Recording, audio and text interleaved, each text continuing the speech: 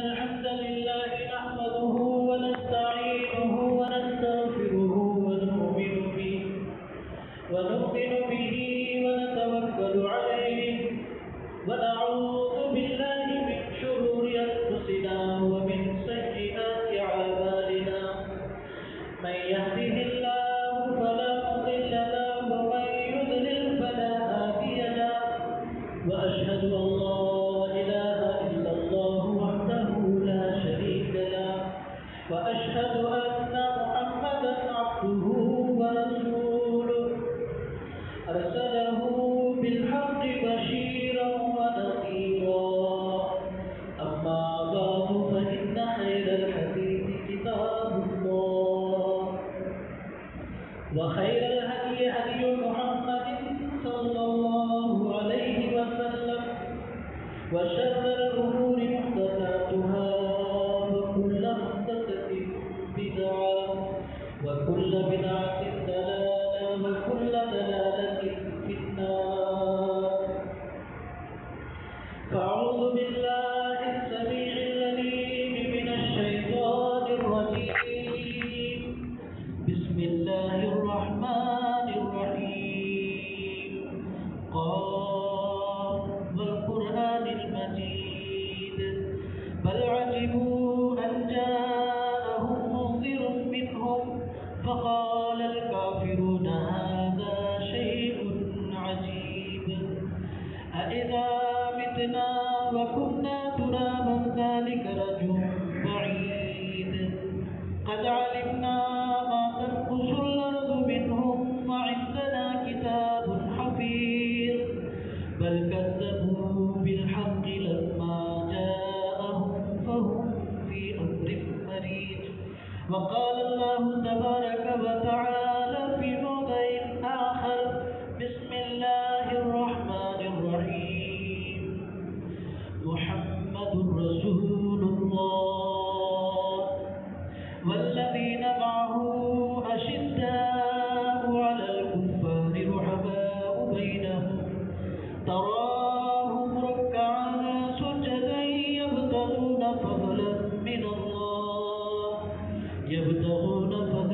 من الله ورضوانا سيماهم في وجوههم من أثر السجود ذلك مثلهم في التوراة ومثلهم في الإنجيل تمام قسم کی تعریفات اللہ وحدہ لا شریک خالق کائنات مالک ارض و سما کے لیے ہے.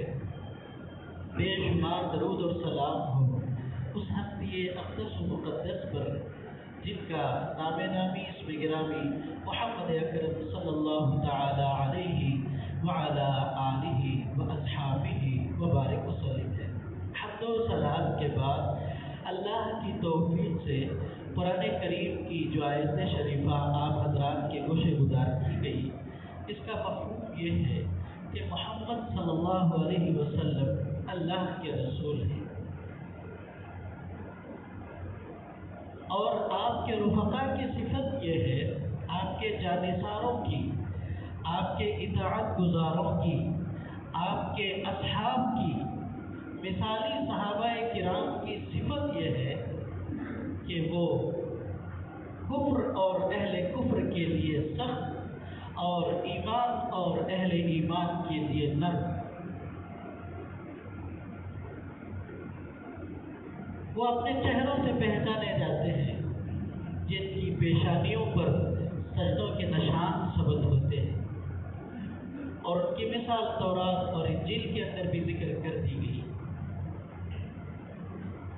یقیناً اللہ تعالیٰ نے اپنی وحی کے آخری ترجمہ محمد الرسول اللہ صلی اللہ علیہ وسلم کو آخری نبی بنا کر مبعوث فرمایا اور آپ کو ایسے مثالی جانثار صحابہ اللہ پاک نے عطا کیے جو کسی پیغمبر کو نصیب نہیں. 1,24,000 یا اس سے کم و بیش جتنے بھی پیغمبر دنیا میں آئے کسی پیغمبر کو وہ مثالی ساتھی اور رفقا نہیں ملے جو محمد کریم صلی اللہ علیہ وسلم کو اللہ پاک نے عطا کیے. ان صحابہ کرام کی اوصاف اور صفات کو اللہ پاک نے ذکر فرمایا۔ اس آیت کریمہ کے اندر فرمایا کہ پچھلی کتابوں کے اندر بھی نہ صرف یہ کہ آخری پیغمبر کا ذکر کیا گیا بلکہ ان کے جانثار صحابہ کا بھی ذکر کیا گیا، ان کے صفات حمیدہ کا تذکرہ کیا گیا۔ ہاں، تبھی تو فاتح بیت المقدس عمر بن خطاب رضی اللہ تعالیٰ عنہ مدینہ سے پیدل چلے سواری پر، کچھ راستہ خادم پیدل چلتا، کچھ راستہ آپ پیدل چلتے۔ یہ جب سلسلہ چلا بیت المقدس آپ پہنچے تو بغیر جنگ و جدال کے بیت المقدس کے ذمہ داروں نے، نصرانیوں نے بیت المقدس کی چابیاں آپ کے حوالے بغیر لڑائی کے کر دی۔ پوچھا کیا بات ہے؟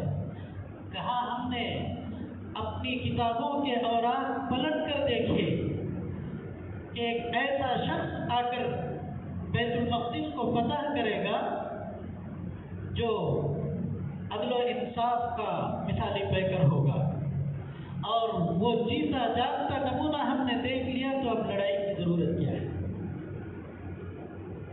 اللہ تعالیٰ جل شانہ نے پیارے پیغمبر صلی اللہ علیہ وسلم کے ساتھ یہ احسان اور کرم فرمایا، اور ہم سب پر کہ پیارے پیغمبر صلی اللہ علیہ وسلم کو آئیڈیل اور نمونہ بنا کر بھیجا، اور آپ کے جانثاروں کا نمونہ بھی ہمارے درمیان رب نے چھوڑا۔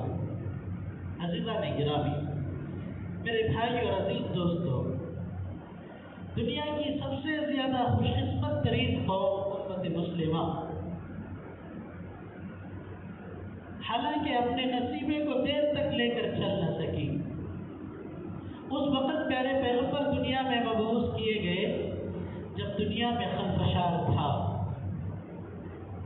خاک اور خون کا کھیل کھیلا جاتا تھا، انسانی خون پانی سے زیادہ سستا تھا، دشمن سے انتقام نہ لینا باعث عار تھا،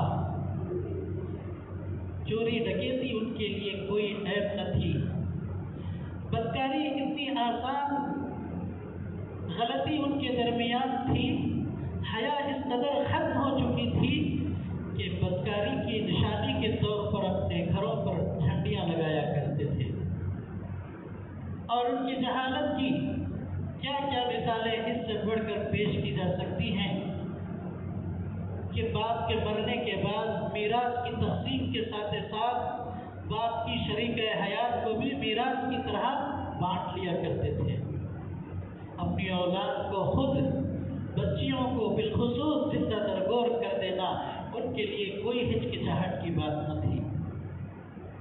بہرحال چھوٹی چھوٹی باتوں پر دل شکستہ ہو جاتے، معمولی باتوں پر برسوں جنگیں لڑا کرتے تھے۔ ایسے معاشرے کے اندر پیارے پیغمبر صلی اللہ علیہ وسلم کو اللہ پاک نے مبعوث فرمایا، تو پیارے پیغمبر نے دین کی برکت سے ان کو اس قدر شیر و شکر بنایا کہ ایک دوسرے کے جانی دشمن جان نثار بن گئے، ایک دوسرے پر جان نچھاور کرنے والے بن گئے، جان کے پیاسے، خون کے پیاسے، اللہ اکبر، خود بھوکے سو کر مہمان کو بھر پیٹ کھلانا باعث افتخار سمجھے۔ یہ ساری خوبیاں اسلام کی برکت سے پیارے پیغمبر صلی اللہ علیہ وسلم نے ان کے درمیان پیدا فرمائی۔ لیکن جناب محمد رسول اللہ صلی اللہ علیہ وسلم سن 11 ہجری 12 ربیع الاول کو اس دنیا کو خیر بات کہتے ہیں، اور آپ کے اس دنیا سے رخصت ہوتے ہی خلفشار کا ہلکا سا سلسلہ شروع ہوتا ہے۔ رب کی کرم فرمائی ہوتی ہے کہ حضرت ابوبکر صدیق رضی اللہ تعالیٰ عنہ کو پیارے پیغمبر صلی اللہ علیہ وسلم کے اشارے کے باعث آپ کو بحیثیت خلیفۃ المسلمین تسلیم کر لیا جاتا ہے۔ حضرت ابوبکر صدیق رضی اللہ تعالیٰ عنہ کو سن 11 ہجری میں آپ کی وفات کے 3 دن کے بعد خلیفۃ المسلمین کی حیثیت سے اپنا قائد سارے صحابہ کرام متفقہ طور پر تسلیم کر لیتے ہیں۔ بعد ازاں حضرت ابوبکر صدیق رضی اللہ تعالیٰ عنہ تقریباً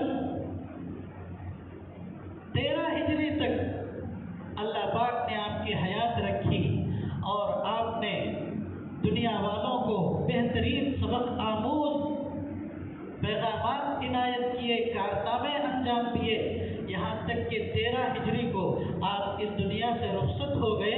रुखसत होने से पहले आपने अपनी चारपाई मस्जिद नबवी में लगवाई और सारे सहाबाए किराम को इशारा किया कि उमर बिन खत्ताब रज़ी अल्लाह तआला अन्हु को खलीफा तस्लीम कर लिया जाए। सहाबाए किराम के मशवरे से हज़रत उमर बिन खत्ताब रज़ी अल्लाह तआला अन्हु को बहैसियत खलीफा तस्लीम कर लिया गया। यहाँ तक कि 35 हिजरी में हज़रत उमर बिन खत्ताब रज़ी अल्लाह तआला अन्हु को एक दुश्मन ने खंजर मारा और आपको शहीद कर दिया। हज़रत उमर बिन खत्ताब रज़ी अल्लाह तआला अन्हु की शहादत के बाद 6 सहाबाए किराम को खलीफा की हैसियत से उम्मीदवार बनाया गया, जिसमें से 4 विड्रा हो गए, दस्तबरदार हो गए और मुकाबला हुआ हज़रत उस्मान गनी रज़ी अल्लाह तआला अन्हु और हज़रत अली रज़ी अल्लाह तआला अन्हु के दरमियान। मतलब ये है, बात ये बतलाना चाहता हूँ अल्लाह की तौफीक से, जिस उम्मत को प्यारे पैगंबर सल्लल्लाहु अलैहि वसल्लम ने अपनी जान हथेली पे रखकर दिन और रात एक करके, न रात को रात समझा, न दिन को दिन समझा, न धूप को धूप समझा, न ठिठुरती हुई सर्दी को सर्दी तस्वुर किया, कोई कल आपने आराम किए बगैर उम्मत को जोड़ने में, टूटे हुए दिलों को एकसा करने में आपने जिस वक्त को लगाया, शैतान ने कितनी आसानी से आपके इस दुनिया से रुखसत हो जाने के बाद लुक़्मे अजल बना दिया। हज़रत उस्मान गनी रज़ी अल्लाह तआला अन्हु को खलीफा तस्लीम कर लिया गया अहले हल व अक़्द की जानिब से। अहले बसीरत ने अली रज़ी अल्लाह तआला अन्हु के मुकाबले में हज़रत उस्मान गनी रज़ी अल्लाह तआला अन्हु को खलीफतुल मुस्लिमीन की हैसियत से तस्लीम किया। दुश्मन अब्दुल्ला बिन सबा ने इसी मौके को गनीमत जाना, उसी वक्त से अपना काम शुरू किया। क़ुबाई फ़िरक़े ने यहाँ तक कि खलफशार मचाना शुरू किया और उम्मत के अंदर इंतशार के बीज बोने शुरू कर दिए। हज़रत अली रज़ी अल्लाह तआला अन्हु की मौजूदगी में हज़रत उस्मान गनी रज़ी अल्लाह तआला अन्हु को खलीफा तस्लीम कर लिया गया। अल्हम्दुलिल्लाह हज़रत अली रज़ी अल्लाह तआला अन्हु को भी इस बात से भरपूर इत्तिफाक था। यहाँ तक कि हज़रत उस्मान गनी रज़ी अल्लाह तआला अन्हु को बड़े दर्दनाक अंदाज में दुश्मनों ने 40 हिजरी में शहीद कर दिया। सन 40 हिजरी में हज़रत उस्मान गनी रज़ी अल्लाह तआला अन्हु को शहीद, 35 हिजरी में हज़रत उस्मान गनी रज़ी अल्लाह तआला अन्हु को शहीद कर दिया गया। हज़रत उस्मान गनी रज़ी अल्लाह तआला अन्हु की शहादत के बाद 35 हिजरी में अली रज़ी अल्लाह तआला अन्हु को खलीफा मुंतखब किया गया। यहाँ तक कि 40 हिजरी में हज़रत अली रज़ी अल्लाह तआला अन्हु को शहीद कर दिया गया। हज़रत हसन रज़ी अल्लाह तआला अन्हु को अपना अमीर बनाया गया। लेकिन उस वक्त हज़रत अमीर मुआविया रज़ी अल्लाह तआला अन्हु ने हज़रत हसन रज़ी अल्लाह तआला अन्हु की अमारत को मानने से इनकार कर दिया। यहीं से इख्तिलाफ का आगाज़ होता है। जो उम्मत मुत्तहिद थी, मुत्तफ़िक़ थी, एक दिल, एक जान थी, एकजुट थी, वहाँ से इख्तिलाफ का आगाज़ होता है। ये सारी चीज़ जिक्र करने का कोई मकसद नहीं है सिवाय एक तारीख़ जानने के। लेकिन आज इसी चीज़ को उम्मत मुस्लिमा 2 फ़िरक़ों के अंदर बांट कर पूरी दुनिया के अंदर इंतशार का अलम लहराती है। शिया और सुन्नी के नाम पर मुसलमान उसी वक्त से 2 हिस्सों में बढ़ गए। ये खलफशार सन 41 हिजरी से शुरू हुआ और सन 61 हिजरी में जोर पकड़ा और हज़रत हुसैन रज़ी अल्लाह तआला अन्हु का नाम लिया जाता है इस माह मुहर्रम के अंदर, जबकि इस महीने की पहली तारीख को हज़रत उमर बिन खत्ताब रज़ी अल्लाह तआला अन्हु की भी शहादत हुई है। लेकिन बावजूद इसके अज़ीज़ान गिरामी, मेरे भाई और अजीज़ दोस्तों, दुश्मन का निशाना बनकर, इसलिए कि इंसान आपस में बुरे नहीं होते, जैसा कि हज़रत यूसुफ अलैहिस्सलातु वस्सलाम को उनके बाप याकूब अलैहिस्सलातु वस्सलाम ने बेहतरीन ऐसी नसीहत की थी जिसको हमेशा के लिए अल्लाह पाक ने कुरान करीम के अंदर बयान फरमा दिया। ला تقصص رؤياك على إخوتك فيكيدوا لك كيدا إن الشيطان للإنسان عدو مبين. میرے بچے جو تم نے خواب دیکھا ہے اس خواب کو اپنے بھائیوں کے سامنے بیان نہ کرو، اس لیے کہ شیطان تمہارا کھلا دشمن ہے. مطلب یہ بتلانا چاہتے ہیں یعقوب علیہ السلام میرے بچے نہ تم برے ہو نہ تمہارے بھائی برے ہیں بلکہ شیطان برا ہے، کہیں وہ تمہارے دلوں میں حسد کینہ کپٹ نہ پیدا کرے. سبائی فرقہ شیطان کے روپ میں لوگوں کے اندر خلفشان مچایا اور اس اختلاف کا بیج اس نے 40 ہجری میں بویا کہ 40 ہجری میں حضرت امیر معاویہ رضی اللہ تعالیٰ عنہ کو جب آپ کی امارت سے اختلاف ہوا اور اس کی وجہ بھی یہ ہے کہ حضرت عثمان غنی رضی اللہ تعالیٰ عنہ خطبہ جمعہ کا مختصر سا وقت اس بات کی اجازت نہیں دیتا کہ وہ ساری تفصیل کو اور اس کے پس منظر کو آپ کے گوشے گزار کیا جا سکے. بات کو سمیٹنے کی کوشش کرتا ہوں تاکہ ہمارے علم میں بات رہے. عزیزان گرامی، میرے بھائی اور عزیز دوستو، نام لیا جاتا ہے واقعہ کربلا کا، نام لیا جاتا ہے حسنین کا، حضرت حسن رضی اللہ تعالیٰ عنہ کا اور حضرت حسین رضی اللہ تعالیٰ عنہ کا، اور بڑے نازیبہ کلمات کہے جاتے ہیں صحابہ کرام اور تابعین کے بارے میں. خاص طور پر حضرت امیر معاویہ رضی اللہ تعالیٰ عنہ کے فرزند حضرت یزید بن معاویہ رضی اللہ تعالیٰ عنہ جو کہ سن 61 ہجری میں امیر منتخب ہوئے، سن 60 ہجری میں حضرت معاویہ رضی اللہ تعالیٰ عنہ کی وفات سے پہلے جب آپ نے اپنے بیٹے کو امیر کی حیثیت سے نامزد کیا تو اسی وقت سے یہ انتشار چنگاری شعلہ اختیار کر گئی. اسی لیے ان کے متعلق حضرت حسین رضی اللہ تعالیٰ عنہ کی شہادت کا الزام نسبت کرتے ہوئے کہا جاتا ہے قتل حسین اصل میں مرگ یزید ہے، اسلام زندہ ہوتا ہے ہر کربلا کے بعد. یہ ایسے نازیبہ کلمات کہے جاتے ہیں جو کہ کفر تک پہنچا دیا جاتا ہے، کفر تک انسان پہنچ جاتا ہے اس طرح کے نازیبہ کلمات کہہ کر. حالانکہ بات تو اسلام کی یہ ہے کہ ماتم وہ کرے جو انہیں مردہ سمجھے، ماتم وہ کرے جو انہیں مردہ سمجھے. ہم زندہ جاوید کا ماتم نہیں کرتے. مسلمانوں کے اسلامی سال کا پہلا مہینہ ماتم کا کیسے ہو سکتا ہے جبکہ اسلام نے یہ پیغام دیا ہے کہ نہ کوئی دن منحوس ہے، نہ کوئی رات منحوس ہے، نہ کوئی جگہ منحوس ہے، نہ کوئی وقت منحوس ہے. انسان اپنے عمل سے نحوست کو دعوت دیتا ہے. کوئی دن کوئی وقت منحوس نہیں ہوا کرتے بلکہ انسان اپنے اعمال سے اپنی تقدیر کو بگاڑتا ہے اور سنوارتا ہے اور دوش دیتا ہے کسی اور کو. بہو آ گئی تو سسر کا انتقال ہو گیا، فلانا شخص آ گیا تو معاملہ مشکل ہو گیا، فلانا شخص آ گیا تو آفت بڑھ گئی. اللہ کے رسول صلی اللہ علیہ وسلم نے اس ادوا اور تیرہ سے منع فرمایا، بدفعلی سے منع فرمایا. بھلا ایسا اسلام اپنے پہلے مہینے کی بنیاد ماتم کے مہینے پر کیسے رکھ سکتا ہے؟ اس لیے کہ شہید کا ماتم اس لیے بھی جائز نہیں کہ شہید کا مقام اسلام کے اندر اتنا بلند ہے کہ شہید کو مردہ کہنا بھی اسلام کا وارا نہیں کرتا.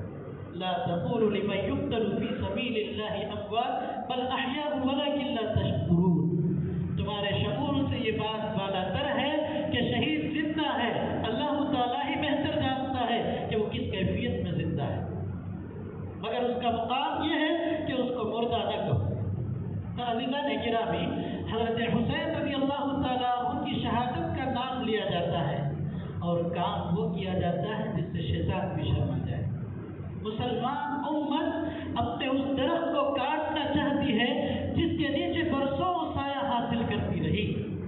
صحابہ کرام رضوان اللہ علیہ مجمعین، وہ صحابہ کرام جنہوں نے اپنے خون جگر سے محمد رسول اللہ صلی اللہ علیہ وسلم کے لگائے ہوئے اس پودے کی آبیاری کی، اپنے خون جگر سے جس اسلام کو سینچا، ان صحابہ کرام پر لعن طعن کیا جاتا ہے. حیران ہو جائے رہے سن کر کے کہ ابوبکر صدیق رضی اللہ تعالیٰ عنہ جیسی مائناز شخصیت جو قیامت کے دن سب سے پہلے جنت کے دروازے پر دستک دے گی، ایسی عظیم شخصیت کو جو محمد رسول اللہ صلی اللہ علیہ وسلم کے بعد ساری امتیوں کے اندر عظیم ترین شخصیت کو لعن طاق کیا جاتا ہے۔ وہ شخصیت عمر بن خطاب رضی اللہ تعالیٰ عنہ کی، جن کو الگ الگ 18 مقامات پر پیارے پیغمبر صلی اللہ علیہ وسلم نے جنت کی خوشخبری دی، اس صحابی رسول کو لعن طاق کیا جاتا ہے۔ ماہ محرم کا نام لے کر، ماتم کا نام لے کر، اور بدقسمتی سے شیعہ کی تاریخ سے متاثر ہو کر سنی بھائی بھی جہالت میں آ کر کے اس چیز کی تصدیق کرنے لگتے ہیں۔ پتہ نہیں کہ شیعہ کس کو کہتے ہیں، سنی کس کو کہتے ہیں، سنت رسول کیا ہے، قرآن کیا ہے، حدیث کیا ہے، ہمیں پتہ ہی نہیں۔ عزیزان گرامی، میرے بھائی اور عزیز دوستو، جہالت ایسی بری بلا ہے کہ انسان کچھ کا کچھ کر جاتا ہے۔ جہالت ایسی بری بلا ہے کہ انسان کو گمراہی کے گڑھے میں ڈھکیل دیتا ہے۔ مولانا رومی ایک عظیم صاحب علم شخصیت گزرے۔ آپ کا گزر ایک ایسے علاقے سے ہوا جہاں چند مسلمان اپنے امام کا انتظار کر رہے تھے۔ آپ کو دیکھا داڑھی اور جبے میں، تو کہا کہ مولانا آپ نماز پڑھا دیجئے، ہمارے امام کہیں گئے ہوئے ہیں، موجود نہیں ہیں۔ آپ نے آگے بڑھ کر، مؤذن صاحب نے مصلی بچھایا، آپ آگے ہی بڑھے کہ فوراً ہاتھ پکڑ لیا مؤذن صاحب نے اور کہا کہ رک جائیے، ابھی نماز شروع مت کیجیے، رک جائیے۔ کہا کیا بات ہے؟ انتظار کیا۔ تھوڑی دیر کے بعد مؤذن صاحب اتنی لمبی چھری لے کر آتے ہیں۔ مولانا رومی ڈر جاتے ہیں کہ کہیں مجھ پر حملہ آور نہ ہو جائے، لیکن کیا دیکھا کہ مؤذن صاحب نے مصلی کے سامنے لا کر کے زور سے اس چھری کو گاڑ دیا۔ حیران ہوئے کہ یہ کیا بات ہے؟ ٹھیک ہے، آپ نے نماز شروع کی، نماز سے سلام پھیرا، کہا مؤذن صاحب یہ بات مجھے سمجھ نہیں آئی کہ آپ نے مجھے روک کر کے لا کر کے چھری کیوں گاڑی مصلی کے سامنے؟ کہا آپ اتنے بڑے مولانا ہو، آپ کو اتنا بھی نہیں پتا کہ مصلی کے سامنے چھری گاڑنا چاہیے؟ کہا مجھے تو نہیں پتا، مجھے اس بات کا علم نہیں، ایسی کوئی حدیث مجھے معلوم نہیں۔ کہا چلیے ہمارے امام صاحب کے پاس، شاید وہ بھی بے پڑھے لکھے امام تھے۔ ان کے پاس پہنچے، پہنچنے کے بعد پوچھا کہ آپ نے کس بنیاد پر یہ سکھا رکھا ہے کہ نماز سے پہلے چھری گاڑ دی جائے مصلی کے سامنے؟ کہا آپ کو پتا نہیں، حدیث رسول ہے، اللہ کے رسول صلی اللہ علیہ وسلم نے فرمایا علیکم بالسکینہ۔ سکینہ کہتے ہیں عربی زبان میں چھری کو، اور سکینہ کہتے ہیں سکون۔ اللہ کے رسول صلی اللہ علیہ وسلم نے فرمایا علیکم بالسکینہ، نماز میں سکون اختیار کرو، خشوع و خضوع اختیار کرو۔ لیکن ان صاحب نے جہالت سے سکینہ کو سکینہ پڑھ لیا۔ نماز میں سکونت اختیار کرنے کے بجائے انہوں نے چھری سمجھ لیا اور مصلی کے سامنے چھری گاڑ دی۔ جہالت انسان کو اس طرح برباد کرتی ہے، کرنا کچھ ہوتا ہے، کچھ اور کر گزرتا ہے انسان۔ تو اسی جہالت نے مسلمانوں کا بیڑا غرق کیا ہے، فرقوں میں بانٹ دیا، اختلاف اور انتشار کا شکار بنا دیا، اور دال جوتیوں میں بٹنے لگی، پگڑیاں اچھلنے لگی، سرے بازار عزتوں کی دھجیاں اڑنے لگی، اور آج مسلمان اس دہانے پہ کھڑا ہے جہاں سے سوائے اللہ کی کوئی طاقت اس کو ذلت اور رسوائی سے بچا نہیں سکتی۔ عزیزان گرامی، محمد الرسول اللہ صلی اللہ علیہ وسلم نے جو پیغام محبت عطا کیا تھا، اس پیغام کو مسلمانوں نے آپسی خلفشار سے بھلا دیا۔ وہ عظیم شخصیتیں کہ اللہ کے رسول صلی اللہ علیہ وسلم کے ساتھ انہوں نے اپنے قیمتی اوقات کو اور اپنی قیمتی جانوں کو اور اپنے قیمتی مالوں کو قربان کیا۔ اللہ اکبر، ان کے مقامات اور درجات کا کیا کہنا۔ حضرت ابوبکر صدیق رضی اللہ تعالیٰ عنہ، عمر فاروق رضی اللہ تعالیٰ عنہ، ان کے مقام اور قدر و منزلت کا اندازہ اس بات سے کیا جا سکتا ہے۔ اما عائشہ رضی اللہ تعالیٰ عنہ صحن میں بیٹھی ہوئی، پیارے نبی صلی اللہ علیہ وسلم ان کے پیر پر اپنا سر رکھے ہوئے نگاہیں آسمان کی طرف ہیں۔ اما عائشہ نے آسمان کی طرف نگاہیں اٹھائیں، بے شمار ستاروں کے جھرمٹ دیکھے، اور پیارے نبی صلی اللہ علیہ وسلم سے مخاطب ہوئی، اے میرے سرتاج، پیارے پیغمبر صلی اللہ علیہ وسلم، ذرا یہ تو بتائیے، آسمان کے ستاروں کو کوئی گن نہیں سکتا، لیکن کیا دنیا میں کوئی ایسا بھی خوش نصیب بندہ ہے جس کی نیکیاں آسمان کے ستاروں کے مانند ہوں؟ کہا ہاں ہے۔ کہا اللہ کے رسول جلدی سے بتلائیے وہ کون خوش نصیب؟ کہا وہ عمر فاروق ہے۔ کہا وہ عمر فاروق ہے۔ اما عائشہ رضی اللہ تعالیٰ عنہ حیران ہوئی اور تصدیق کے لیے پوچھا یا تفصیل کے لیے پوچھا، اے اللہ کے رسول پھر میرے باپ کا کیا مقام ہے؟ پیارے نبی مسکرا دیے اور کہا عائشہ تم پوچھتی ہو صدیق اکبر کی نیکیوں کو اور پیمانہ بناتی ہو آسمان کے ستاروں کو۔ آسمان کے ستارے میرے ابو بکر صدیق کی نیکیوں کا مقابلہ نہیں کر سکتے۔